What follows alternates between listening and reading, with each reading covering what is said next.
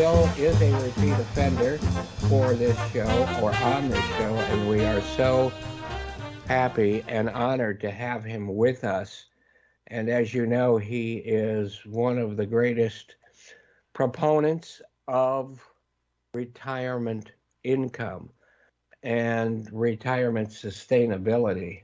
So, with that, let's introduce Phil. Well, we have, but let's let Phil introduce himself and we go from there. So, tell us a little bit about, I know your background and that good stuff. What I didn't know, though, was your saxophone playing. And that is wonderful. I was just listening to some John Coltrane before the show because I picked up my maybe 35th copy of A Love Supreme, but this one sounds better than the other ones. And Coltrane is one of my favorite, not only, but I mean he is one of them. And but yeah, enough of that. Maybe we'll have Phil back to play for us, right? Phil, what do you think? We might be able to do something like that in the future. I think that would be great. But since we're here to talk about finance, I guess, let's go ahead. So, Phil, go ahead and give us your life story. Sure. Well, I actually going probably further back than we need to, but so the audience understands the saxophone reference. I played saxophone at a very young age. I think I started in the fifth grade or something like that. Yeah. And took to it right away. Took private lessons for a decade. Ended up being one of the top high school players in the United States. Became a music major. And a couple of years into being a music major, I was taking yet another, private lesson. And my sax teacher made the comment of how lucky he was that he had bought a house in Orange County in 19, I want to say it must have been, he probably bought it in 1977. And if he hadn't have bought it, then he wouldn't be able to afford a house today because it had grown so much in value based on what he made as a professional saxophone player. And he was a union player, played at Disneyland all the time and various gigs around the Southern California area. And, I had some financial goals at a young age, and one of them was to own a house. And I thought, my God, why am I putting all this effort into something to where I won't be able to own a house? So I changed to my major to business and put it down for 15 years. And then, luckily, if you've got a knack for music and the ability to read music and the ability to write music, you tend to be pretty good at math too. It helps your math skills. There's lots of studies around that. And so, I at least had that benefit. And then several years later, I owned a mortgage company and saw an opportunity to, develop some goodwill for my mortgage company by playing at a Board of Realtors event. And I got such rave reviews that the next day I got a phone call from a promoter asking me to open one of his shows. And so then I had a dual career going for a little while. But then I got married and we started having babies, and it was time to stay home and not be on the road. And so went back to focusing 100% on the financial career. Yeah. Now, so Phil, have I told you about how good and how great I am at my musical instrument? The stereo. Yeah, exactly. You got it. You play a mean turntable, I'm sure. Yes. Oh, I like that line. That's great. And with records coming back the way they have and all the reissues of all the good jazz, sure, I'm excited. But go ahead. Yeah. Well, as a matter of fact, I'm actually redistributing that album 20 years later, the last album that I did. And I want one. It releases on February 14th. It's called In the Air Tonight. You may hear it on radio, actually. And it's interesting how many people have jumped behind it all of a sudden. I'll see if I can order it. If you do, through my record guy here. I know people are here to hear some financial information, but if you do like smooth jazz, just go to philwalkerjazz.com. and you can learn more about all of that, and hopefully, I'll be playing at some places in Southern California in the near future. Hopefully But you will. in that financial journey, though, I became a financial advisor for Merrill Lynch.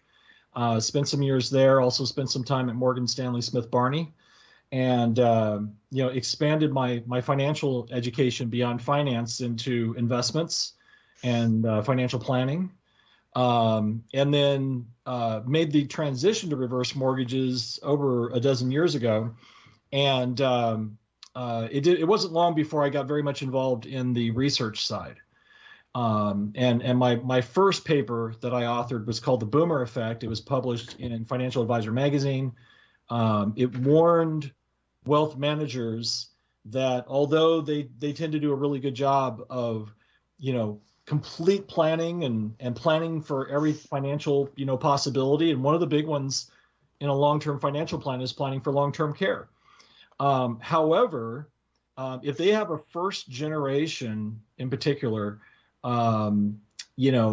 user of financial services like that, maybe their parents were blue collar workers or something like that don't have the benefit of a financial advisor, then there's a very good chance that their financial plan could get sideswiped by having to help their parents with long-term care expenses, because there was a piece of data that came out about 7 years ago that said that 70% of the US population falsely believes that their health insurance will pay for long-term care. Yeah, so when you have that many people under a misassumption, right, it can cause a lot of damage. And so there are literally millions of, first generation wealth, that has a financial advisor, that all of a sudden their plan is going to get sideswiped by having to help a parent with a 6-figure annual expense. So that's what that paper was about. And then more recently, I got into a 2012 study by Dr. Barry Sachs and Dr. Steven Sachs that had discovered a withdrawal strategy that you can apply to, any retirement plan, and significantly increase the growth of your portfolio over your life in retirement, like really significantly, not just a few percentage points, but potentially even double your returns over time. That's something that can bring a lot of financial confidence. And for 2 years, I was speaking on it all over the country at the Financial Planning Association national conferences and financial advisor conferences all over the country. I was speaking about it to rave reviews, but still the wealth management world corporately wasn't adopting this strategy, and it was very frustrating. So on a plane flight back from Washington, D.C., after speaking at I think it was the FPA New York, I started reading the study again. I dove into it, even deeper, and it occurred to me that something about it flew in the face of traditional planning and traditional planning outcomes. Traditionally, we are taught as financial advisors that if you're doing something to get better returns, that you're probably taking on more risk. Right? The risk return ratio usually goes hand in hand. If you're trying to get more returns, you're taking on more risk.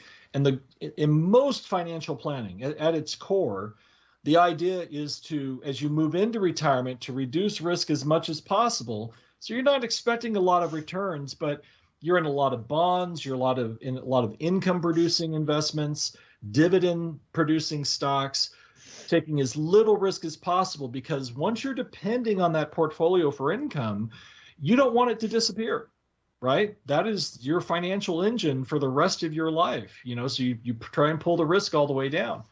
And what occurred to me was that if this withdrawal strategy, and I'll explain what it is in just a moment, but if this withdrawal strategy grew the portfolio so much, but we didn't change the portfolio, something had to happen to risk.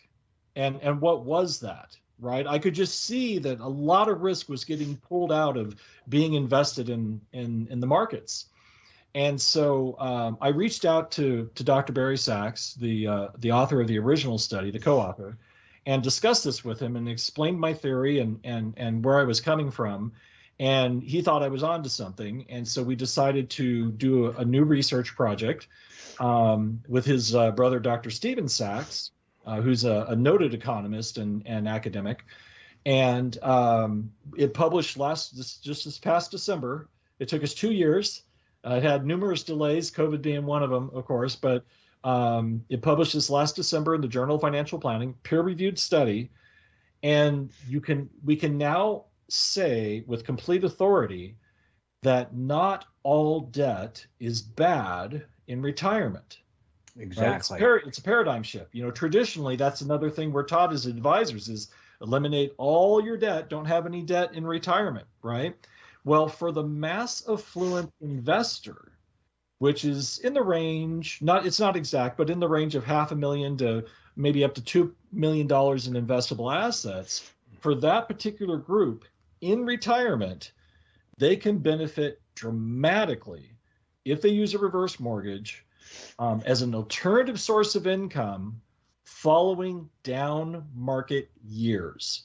So it's actually a very simple process. You just look at your portfolio at the end of each year and say, was it up or was it down? If it was up, then you continue taking your income from the portfolio for another year. But roughly every 4 to 5 years, you're going to have a down market. And following those down markets, leave the portfolio alone for a year and instead take your income from what we call a buffer asset in the study, right? Now that buffer asset for some people might be if they're an actor or a musician or something and they're getting royalty income, that the financial advisor is not in charge of, maybe they can use that as their buffer asset. Or if you're a big real estate investor and you have a lot of real estate income, maybe you can use that as an alternative source of income. But for the majority, the easiest way to do this is to access some of the home equity in their home through the vehicle of a reverse mortgage, because it's low cost compared to other sources of income, right? And with other sources of income, you have income tax, right? Whatever your income tax rate is, that's a cost. And with the reverse mortgage, yes, you have to pay some interest, but that interest is a lot lower than your income tax rate, right? So even if you have these other sources, have these other sources, it might be better to consider the reverse mortgage as your alternative source of income. And what you get by doing this is not only substantially more portfolio growth over time, and the reason you get that, by the way, is because following that down market, if you're still drawing money out as the portfolio is trying to rebound, it's like swimming upstream. You're making it harder for the portfolio to rebound. But if you leave as much money in the portfolio as possible during the rebound year, you get this compounding effect over time that has lots of benefit as you go out through retirement.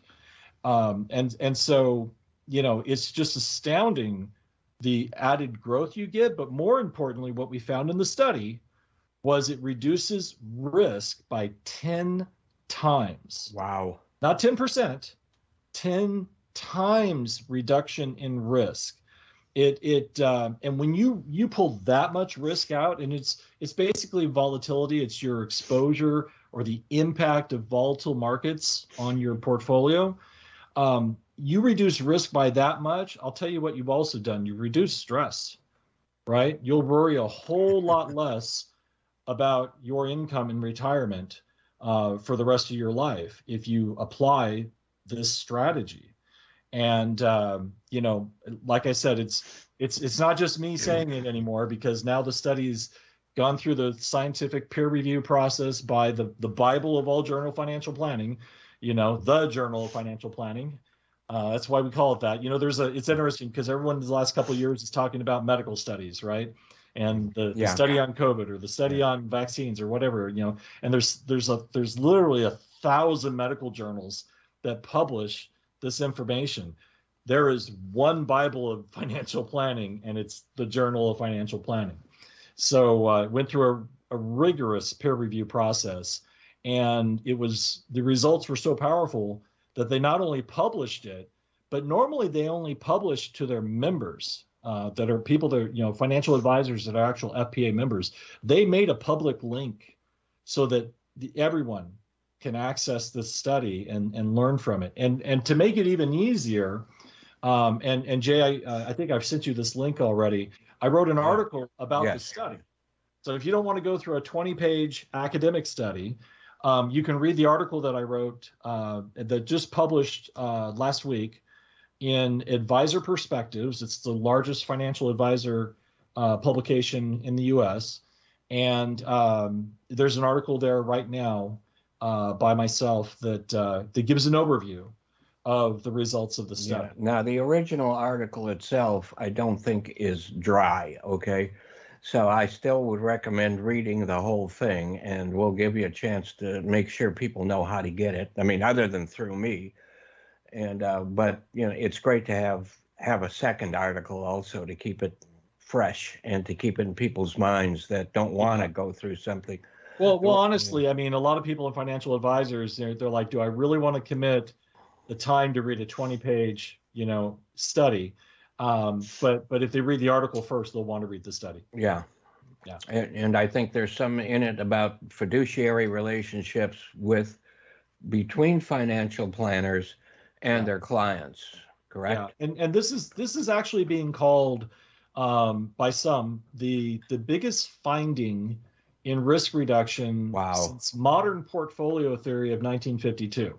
Wow. And modern portfolio theory is where we discovered that the concepts of asset allocation, not putting all your eggs in one basket, having some in cash, some in stocks, some in bonds, and some in precious metals, for example, and then taking those individual assets as much as possible and reducing risk even further through diversification, right? So you put some of your stocks in industrial and some in tech and some in domestic and some in international and so forth. And you spread your risk. And if you do it right, a good financial advisor can do that and lower your risk and maintain your gains, right? So if you're not doing those fundamental things, you're taking on unnecessary risk. And we don't need that. 99% of the time when a financial advisor or a firm gets sued, it's because they were deemed to be taking on unnecessary risk with their clients' money, right? Well, now there's a third step in risk reduction, and it's adding a withdrawal strategy to your existing plan. You don't have to make any changes with your financial plan at all. You just add this withdrawal strategy, and it dramatically reduces risk and increases longevity of the portfolio even more. Wow, we need that. When I think of dollars in a portfolio, and I may have mentioned this on previous shows, each of those dollars is like a little person working for you. I kind of see them in the mine shaft, banging away at the walls. And if you lose those people, you're going to get less product out of that mine or whatever. So you need to keep as many of those little people working for you, or dollars working for you, as you can for as long as you can. Yeah.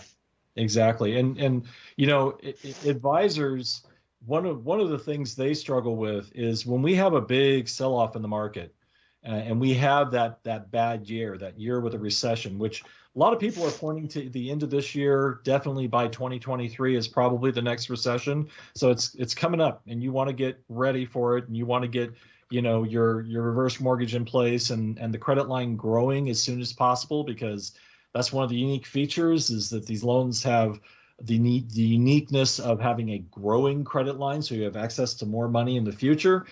And one of the struggles of being a financial advisor is when these down market comes, your clients start calling you in a panic, right? Should we sell? Should we sell? Should we sell? And you have to convince them, no, stay in there.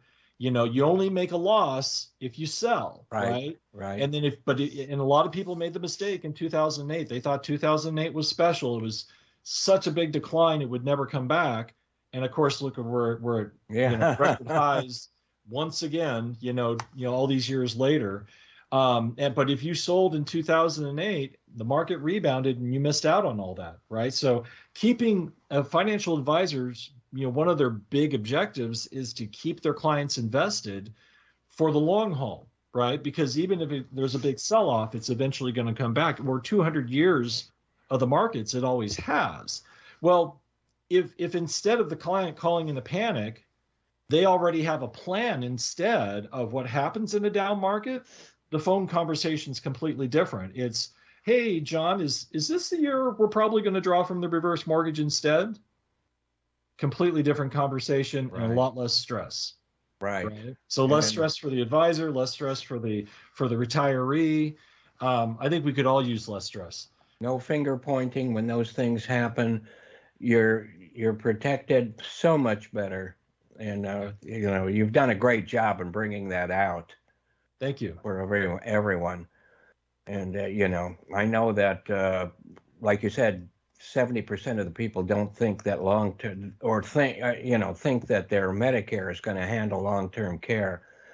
And very few people have long-term care. And even if you do, and we're getting back now to a kind of not another subject, but another reason for people to be losing money out of their savings and portfolio is healthcare.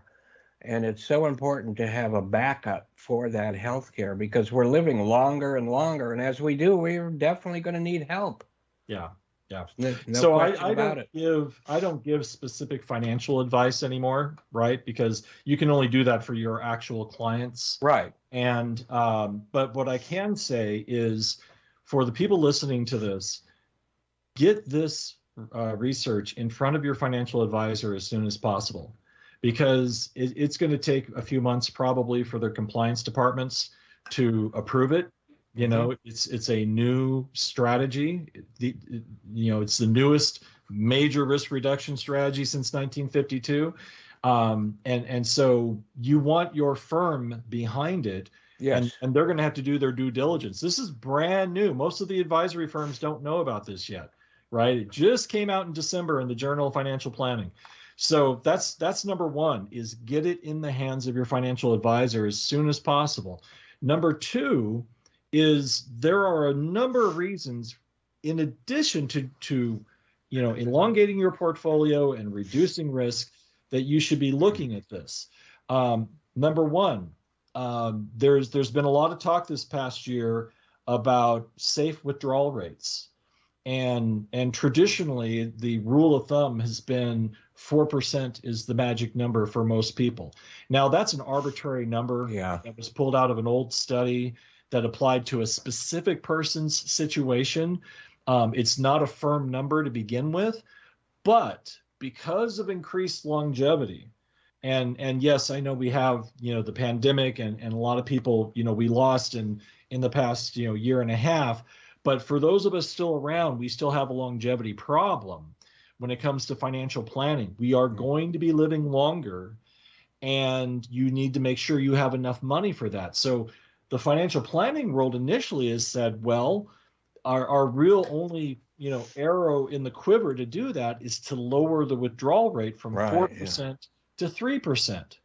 Now, that on the surface doesn't sound like a big deal. But if you lower your withdrawal rate from 4% to 3%, you just reduced your income by 25%. That's a chunk.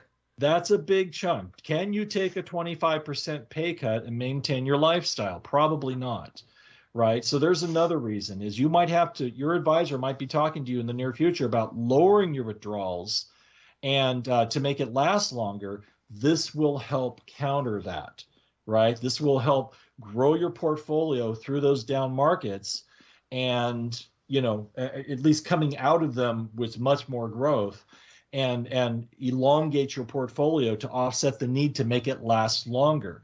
There's another reason, which is top of mind in the news right now, which is inflation. Right? No kidding. Now there's a lot of confusion about inflation. You have to understand that the inflation number you hear out of the government, CPI, is missing a lot of stuff. It misses the majority of the inflation in gasoline prices, for example. And gasoline prices go up, make the cost of all durable goods go up. And things like your box of cereal in the store. If you pay really close attention to that box of cereal, in the last couple of months, it has gotten narrower It looks the same sitting on the shelf, but front to back, it's gotten narrower. There's less cereal in there, and they're charging you the same price. Or the previous size box, they're charging you more. So your dollar is buying you less money. And when you put all the stuff back in that CPI leaves out, real inflation is running somewhere between 14 and 16%. Wow. Right? So you got to get 16% on your money just to break even. Wow. Just to break even. So yet another reason to look at employing this withdrawal strategy so that you can maintain, maybe even increase your lifestyle in retirement. For financial advisors that are listening, you may have a lot of clients that really aren't concerned about maintaining their lifestyle, but would they like some raises? Would you like to give yourself a raise every once in a while that you weren't planning before? This strategy could help do that too. Wow. Wow. And I know you give talks to financial planners and to financial planning associations, correct? Oh yeah. Yeah. I the last couple of years, I think I've been averaging, well over 1,000, 2,000 financial advisors a year that I train. And it just keeps going up every year. Now, is there something specific that listeners can bring to their current financial planners to connect with you and your information? Is there a place they can go to, or something they can always ask their financial planner, but their financial planner may not be up to date on that because, like you say, it's brand new. Well, the first thing to tell the financial planner is they can either look at the current article by me in Advisor Perspectives, that publication, or they can go to the Journal of Financial Planning, look at the December issue. It's the only study published in December, right? So it's the December issue of the Journal of Financial Planning. They'll find the study there. As a matter of fact, if they're looking for CE credit, if you're an advisor and you read that study and then answer 5 questions afterwards, they can get some free CE credit too. That's a good, certainly a good. So it'd be worth their time either way, right? They'll at least come away with some CE credit if they're a certified financial planner. So that would be the first thing, and then very shortly we'll have it up on one of our new websites, Home Equity U. Home Equity U is a new site that we have where we're offered training for financial advisors, CE courses, teaching financial advisors how to use home equity in retirement planning. And the study will be posted there very soon. Okay. And how would you how would you spell that? The U part of it? Just a U. Okay. Just a U. Home Equity U. Home Equity as in university. Oh, okay. Yeah. Because it is learning, higher learning, much higher learning than has been done up till now. Yeah. We are actually the official trainer, the first official educator on reverse mortgages for the Financial Planning Association. Wow. So that's national. That's nationally that we hold that. So. Yeah, you've made some great inroads. You made some great steps in bringing this to the financial planning world. And, I think all of us, whether we're old or going to get old, which I hope most of us will, we owe you quite a bit. Oh, well, thank you. It's actually been a personal goal of mine to save 1 million seniors from running out of money in their lifetime. And this, if we get enough people on, implementing this strategy, we'll easily achieve that, because we have a lot of folks in this country that are not set up well enough to make it all the way through life expectancy. So exactly. And I think most financial plans in the past, they've included education for the kids, weddings maybe for your daughters, a lot of different things, retirement to some degree, but never, it seems like, things like healthcare and other items like that were never included. And they must be included. And, having a way to handle that is so important. Well, in financial planning terms, there is a 70% chance you're going to need some form of long-term care in your lifetime. 70% chance. The only thing with a higher probability is death. There's a 100% chance you're going to die, right? There's a 70% chance you're going to need long-term care or some sort of long-term care, and everything else is a lower percentage after that. Right. So it needs to be in every retirement plan, and it's expensive. It's incredibly expensive. Or even in-home care, not health care, but in-home care, right, is hugely expensive. Sure. You can easily pay 6 figures a year if you have full-time in-home care. Yeah. And you're definitely going to pay 6 figures a year for nursing home care. And 22% of our population will end up in nursing homes at some point. Yeah. And, if you're in a nursing home, doesn't mean that's the end of the line. You could stay there quite a while. You want to stay there, or it could be temporary. And the longer you stay there, the longer you stay alive and healthy enough to enjoy life, the more money it's going to cost. And, I hate to bring money into all of these lives, all of this quality of life, but you know what? It's there, and it has to be faced.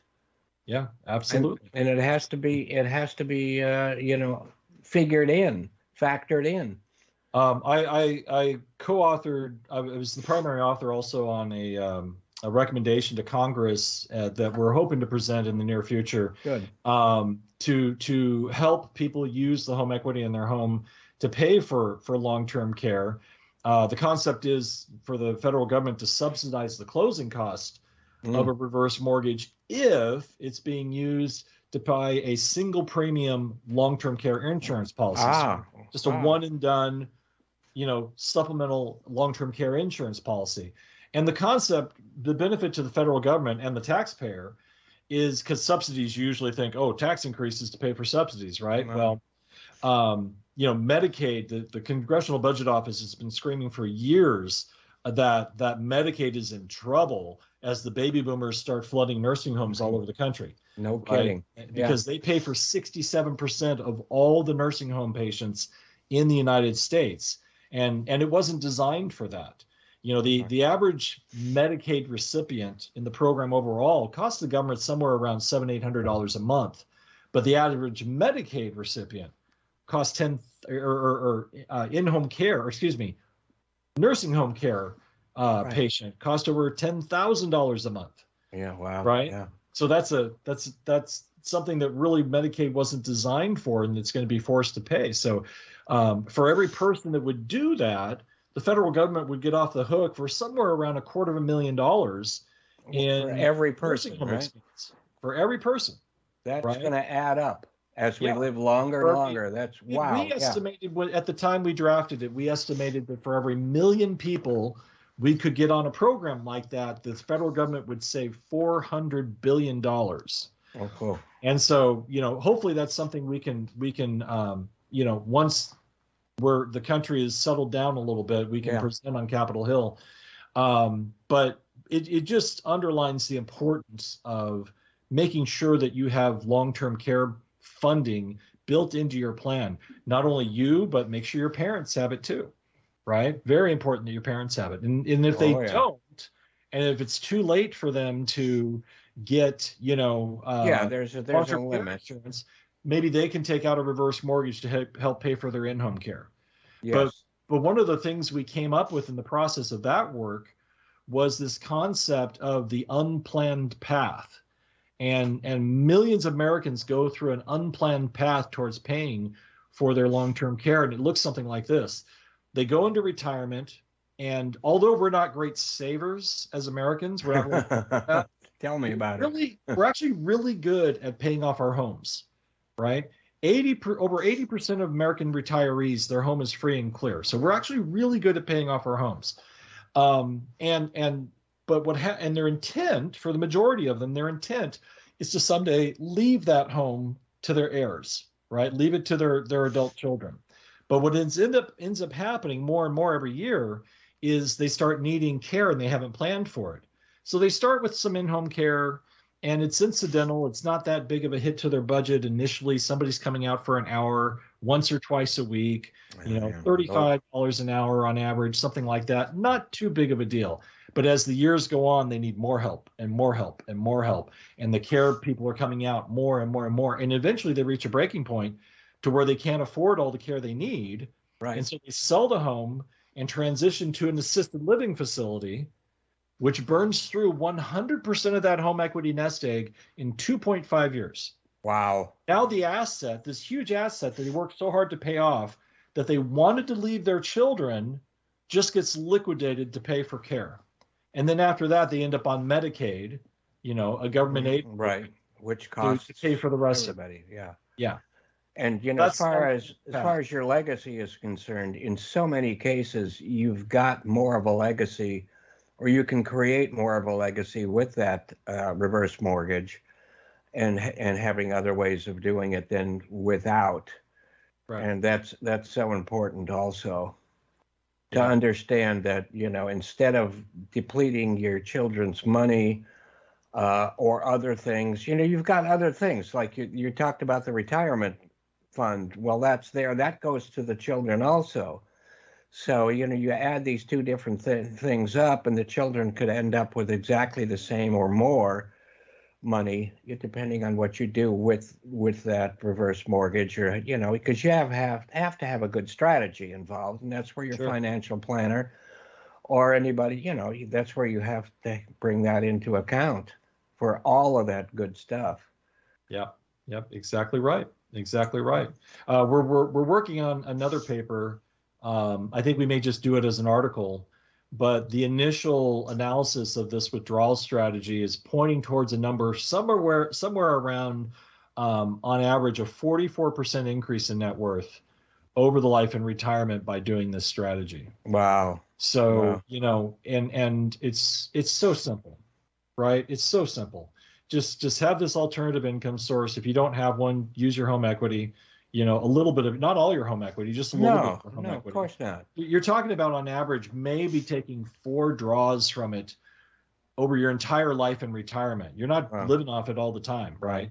Yeah, the typical retiree will experience just 4 down markets, but they're hugely impactful to their retirement plan, especially if they happen early in retirement. So I think one of the big warnings right now needs to be for the young retirees, the ones that either have retired in just the last couple of years or are about to retire. You get hit with a down market at the beginning of retirement, and it has a ripple effect all the way down the rest of retirement. It's like you started that journey with a lot less money. Yeah. Whenever we have a recession, we end up having a large group of people that postpone their retirement because their assets weren't as high as they thought they were going to be when they were going to pull the plug and start that. I think in official terms, you're talking about the sequence of returns. Yes. The official YAP for it, or the what they call it. Sequence of returns risk, yeah. Yeah, but if it is at the beginning, you're starting off with a small, you got a pretty big number, you lose it in the first couple of years, then you've lost a lot of that little people workforce that I was talking about, and very, very hard to replace those. You probably won't. And even if your retirement grows from then on, it's still growing from a point much lower than it could have. Yeah. So, everyone listening, you want, and the financial advisors too, you want to take a look at the study. You want to look at incorporating a simple withdrawal strategy, adding that to your retirement plan.